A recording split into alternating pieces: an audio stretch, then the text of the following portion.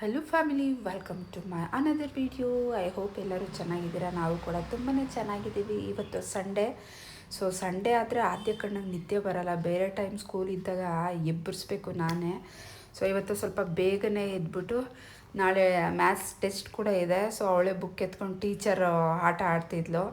ಅವಳಿಗೆ ಈ ಥರ ಬರೆಯೋದು, ಟೀಚರ್ ಆಟ, ಸ್ಕೂಲಲ್ಲಿ ಟೀಚರ್ ಯಾವ ರೀತಿ ಪಾಠ ಮಾಡ್ತಾರೆ ಸೊ ಅದೇ ಥರ ಬಂದು ರೂಮಲ್ಲಿ ಆಟ ಆಡೋದು.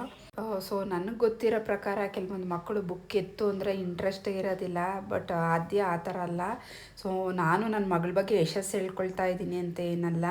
ಅವಳಿಗೆ ಈಗ ಅಟ್ ಪ್ರೆಸೆಂಟ್ ಇವಾಗ ಥರ್ಡ್ ಸ್ಟ್ಯಾಂಡರ್ಡ್. ಅವಳು ತುಂಬ ಅಂದರೆ ತುಂಬ ಇಂಟ್ರೆಸ್ಟಿಂದ ಓದ್ತಾಳೆ, ಬರೀತಾಳೆ.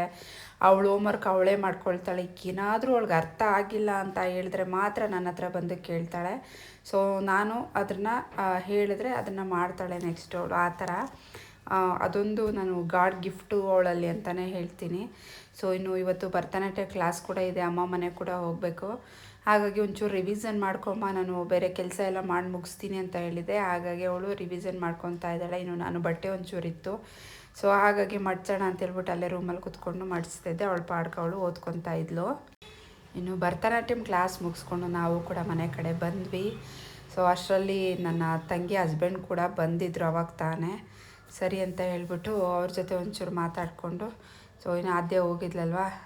ನನ್ನ ತಂಗಿಗೆ ಆದ್ಯ ಅಂದರೆ ತುಂಬ ಇಷ್ಟ. ಬಿಕಾಸ್ ಅವಳು ಚಿಕ್ಕ ವಯಸ್ಸಲ್ಲಿದ್ದಾಗ ಅವಳಿಗೆ ಸ್ನಾನ ಎಲ್ಲ ಮಾಡಿಸಿ ಒಂಥರ ಚಿಕ್ಕಮ್ಮ ಅಂದರೆ ತುಂಬಾ ಅಟ್ಯಾಚ್ಮೆಂಟ್ ಅಲ್ವಾ. ಇನ್ನು ನನ್ನ ತಂಗಿ ಹಸ್ಬೆಂಡ್ ರೇಗಿಸ್ತಿದ್ರು ಆದ್ಯನಿಗೆ, ಏನು ಊಟ ತಿನ್ನಲ್ವಾ, ಸೊ ಇಷ್ಟು ಸಣ್ಣ ಇದೆಯಾ, ಬರ್ತಾ ಬರ್ತಾ ವೀಕ್ ಆಗ್ತಾನೇ ಇದೆಯಾ, ನೀನು ಯಾವಾಗ ದಪ್ಪ ಆಗೋದು ಅಂತ ಹೇಳ್ಬಿಟ್ಟು. ಇನ್ನು ಅಮ್ಮ ಕೊತ್ತಂಬರಿ ಪುದೀನ ಎಲ್ಲ ತೊಗೊಂಬಂದಿದ್ರು ಅಪ್ಪ. ಅದನ್ನು ಕ್ಲೀನ್ ಮಾಡಿಕೊಂಡು ಎತ್ತಿಟ್ಕೊತಾ ಇದ್ದಾರೆ. ನನ್ನ ತಂಗಿ ಇವತ್ತು ಚಿಕನ್ ತಂದಿದ್ರು ಅಪ್ಪ. ಚಿಕನ್ ಬಿರಿಯಾನಿ ಮಾಡ್ತಾಳೆ ಸಖತ್ತಾಗಿ. ಹಾಗಾಗಿ ಅವಳು ಚಿಕನ್ ಬಿರಿಯಾನಿ ಮಾಡ್ತಾಯಿದ್ಲು. ಹಾಗಾಗಿನೇ ನಮ್ಮನ್ನು ಕೂಡ ಬರೋಕ್ಕೆ ಹೇಳಿದ್ದು. ಇನ್ನು ಅಮ್ಮ ಮನೆಗೆ ಹೋಗ್ಬಿಟ್ರೆ ಸೊ ಆದ್ಯನ ಹಿಡಿಯೋಕ್ಕೆ ಆಗೋದಿಲ್ಲ. ಯಾಕೆಂದರೆ ಇಲ್ಲಾದರೂ ನಾನು ಬೈದರೆ ಓಡಿದ್ರೆ ಯಾರು ಸಪೋರ್ಟ್ ಇಲ್ವಲ್ಲ. ಇನ್ನು ಅಲ್ಲೋದ್ರೆ ಸೊ ಮೇಲೆ ಕೆಳಗಡೆ ಓಡಾಡೋದು. ಏನಾದರೂ ಒಂದು ಮಾತು ಬೈದರೆ ಸಾಕು ನಮ್ಮಮ್ಮ ನನಗೆ ಬೈತಾರೆ, ಮಗುನ ಬೈಬೇಡ, ಹೊಡಿಬೇಡ ಅಂತ. ಅದೊಂದು ಅಡ್ವಾಂಟೇಜ್ ತೊಗೊಂಡ್ಬಿಡ್ತಾಳೆ. ಸೊ ಸಖತ್ ತೀಟೆ ಅಂದರೆ ತೀಟೆ ಮಾಡ್ತಾಳೆ. ಇನ್ನು ಮೊಬೈಲಲ್ಲಿ ಸಾಂಗ್ ಕಲಿತೀನಿ ಅಂತ ಹೇಳ್ಬಿಟ್ಟು ಸಾಂಗ್ ಕಲಿತಿದ್ಲು. ಸೊ ಹೆಣ್ಮಕ್ಳಿಗೆ ತಾಯಿ ಮನೆಗೆ ಹೋದಾಗ ಆಗೋ ಖುಷಿ ಇದೆಯಲ್ಲ, ಸೊ ಅದಕ್ಕೆ ಎಷ್ಟು ಕೋಟಿ ಕೊಟ್ಟರೂ ಸಾಕಾಗೋದಿಲ್ಲ.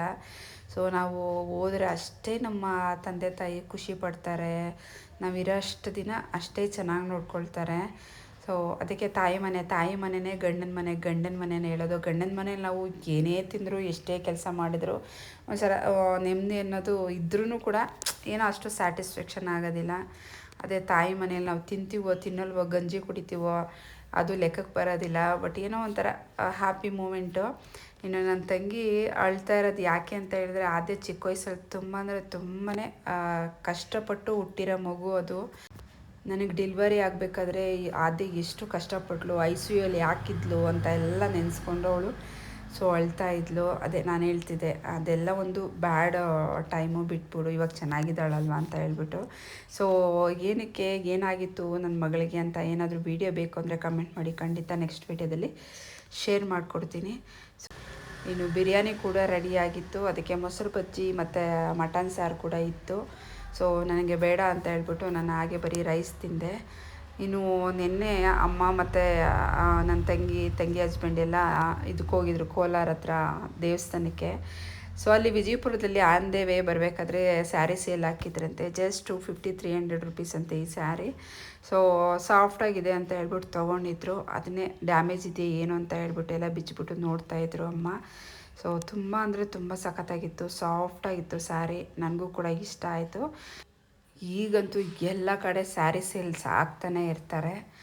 ಸೊ ಒಂದಕ್ಕಿಂತ ಒಂದು ಡಿಫ್ರೆಂಟಾಗಿ ಡಿಸೈನ್ಸ್ ಇತ್ತು ನೋಡಿ. ಇದೊಂದು ತೊಗೊಂಡಿದ್ರು, ಅದೊಂದು ತೊಗೊಂಡ್ರು. ನನಗೆ ಪರ್ಪಲ್ಲು ಕೂಡ ಇಷ್ಟ ಆಯಿತು, ಇದು ಕೂಡ ಇಷ್ಟ ಆಯಿತು. ಸೊ 600ಗೆ 2 ಸ್ಯಾರಿ ಏನೋ ತೊಗೊಂಬಂದಿತ್ತಂತೆ. ಇದು ಒಂಚೂರು ಶೈನಿಂಗ್ ಇದೆ, ಈ ರೀತಿ ಇದೆ. ಅದು ನಾರ್ಮಲ್ ಕಾಟನ್ ಪ್ಲೈನಲ್ಲಿ. ಸೊ ಇನ್ನು ಹಾಗೆ ಎಲ್ಲ ಊಟ ಮಾಡಿಕೊಂಡು ಸೊ ಅಮ್ಮ, ನಾನು, ತಂಗಿ ಹಸ್ಬೆಂಡು ಎಲ್ಲ ಮಾತಾಡ್ತಿದ್ವಿ.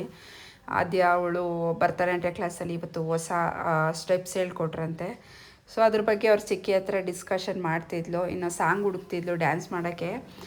ಭರತನಾಟ್ಯಂ ಸಾಂಗು. ಅವ್ರ ಚಿಕ್ಕಪ್ಪ ಇದ್ರಲ್ವ, ಸೊ ಒಂದೆರಡು ಸ್ಟೆಪ್ ಮಾಡು ನೋಡೋಣ ಯಾವ ಥರ ಮಾಡ್ತೀಯ ಡ್ಯಾನ್ಸ್, ನಾನು ಇದುವರೆಗೂ ನೋಡಲೇ ಇಲ್ಲ ಅಂತ ಹೇಳ್ಬಿಟ್ಟು ರೇಗಿಸ್ತಿದ್ರು. ಹಾಗಾಗಿ ಸೊ ಈಗ ಯಾವ ಸ್ಟೆಪ್ ಹೇಳ್ಕೊಟ್ರು ಅಂತ ಹೇಳ್ಬಿಟ್ಟು ಮಾಡಿ ತೋರಿಸ್ತಾ ಇದ್ದಾಳೆ. ಸೊ ಅವಳು ಮನೇಲಿದ್ದರೆ ಬರೀ ಡ್ಯಾನ್ಸ್ ಮಾಡೋದೇ ಗೈಸ್. ಡ್ಯಾನ್ಸ್ ಮಾಡಿನೇ ಅರ್ಧ ಸಣ್ಣ ಆಗಿಬಿಟ್ಟಿದ್ದಾಳೆ. ಫಸ್ಟ್ ಆಫ್ ಆಲ್ ಅವ್ರು ಇರೋದೇ ಸಣ್ಣ, ಈ ಡ್ಯಾನ್ಸ್ಗೆ ಹೋಗಿ ಸೇರಿಸ್ದಾಗಿಂದ ಇನ್ನೂ ಸಣ್ಣ ಆಗಿಬಿಟ್ಟಿದ್ದಾಳೆ. ಸೊ ಅಲ್ಲಿ ಪ್ರಾಕ್ಟೀಸ್ ಮಾಡೋದಲ್ಲದೆ ಮನೆಗೂ ಬಂದು ಇಡೀ ದಿನ ಪ್ರಾಕ್ಟೀಸ್ ಮಾಡ್ತಾನೆ ಇರ್ತಾಳೆ.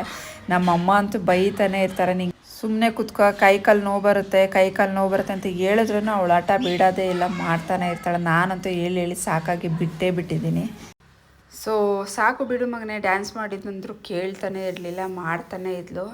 ಸರಿ ಅಂತ ಹೇಳ್ಬಿಟ್ಟು ಅವಳು ಇಷ್ಟ, ಇನ್ನು ಹೇಳಿದ್ರೆ ಸುಮ್ಮನೆ ಬೇಜಾರು ಮಾಡ್ಕೊತಾಳಂತೆ, ಯಾರು ಏನೂ ಹೇಳಲಿಲ್ಲ. ಸೊ ಮಾಡ್ತಿದ್ಲು, ನಾವು ಹಾಗೆ ಮಾತಾಡ್ಕೊಂಡು ಒಂಚೂರು ಕೂತ್ಕೊಂಡಿದ್ವಿ.